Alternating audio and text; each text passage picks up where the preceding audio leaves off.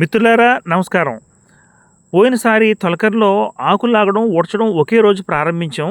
అయితే మనం ఏ విధమైనటువంటి ఎరువులు వాడకపోవడం వల్ల వేళ్ళు బాగా పాతుకుని ఆకుమడి నుంచి ఆ నారు తొందరగా రాకపోవడం వల్ల వీళ్ళు అందివ్వడం ఊడ్చే వాళ్ళకి కొంచెం లేట్ అయిందండి. దానివల్ల ఊడుపు కూడా చాలా లేట్ అయింది. ఈసారి అలా చేయకుండా ముందే ఆకు లాగి ఒకరోజు కట్టలు కట్టేసి మనం పెట్టుకోవడం జరుగుతుంది. రేపు ఊడ్పు పెట్టుకుంటున్నాం. మనం అనుకున్నంత ఆశాజనకంగా ఆకు పెరగలేదండి. దానికి కూడా కారణాలు ఉన్నాయి. గత సంవత్సరాల్లో చేసినటువంటి విధ్వంసం, వాళ్ళు పంటను పండించి ఎరువులు పురుగుల మందులు వేసి భూసారాన్ని అంతా కూడా తీసేసి మళ్ళీ తిరిగి దాన్ని రీప్లేస్ చేయడం జరగలేదు. దానివల్ల ప్రత్యుత్పత్తి సామర్థ్యాన్ని చాలా వరకు భూమి కోల్పోయింది. ఇప్పుడిప్పుడే మనం వాటిని సరిచేయడం జరుగుతుంది.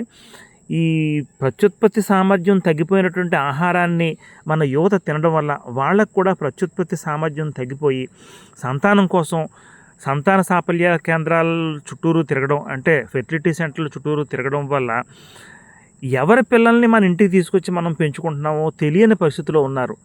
దయచేసి భూమి ఉన్న ప్రతి ఒక్కరూ కూడా మీ ఇంటి మట్టుకి పిల్లలకి మంచి ఆహారాన్ని, ఇలాంటి దేశవాళీ ధాన్యాన్ని పండించుకుని ఆ ఆహారాన్ని వాళ్ళకి పెట్టి తద్వారా మంచి సంతానాన్ని కలిగేటటువంటి అవకాశాలు ఇవ్వమని చెప్పేసి నేను సవినయంగా మీ అందరినీ కూడా వేడుకుంటున్నాను రైతులారా. అయితే ఈ ఆకుకి ఒక లెక్క ఉందండి.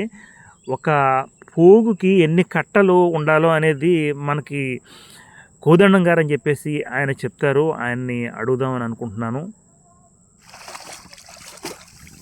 కోదండం, ఎన్ని కట్టలు కలిసి ఒక పోగెడతారు బాబా?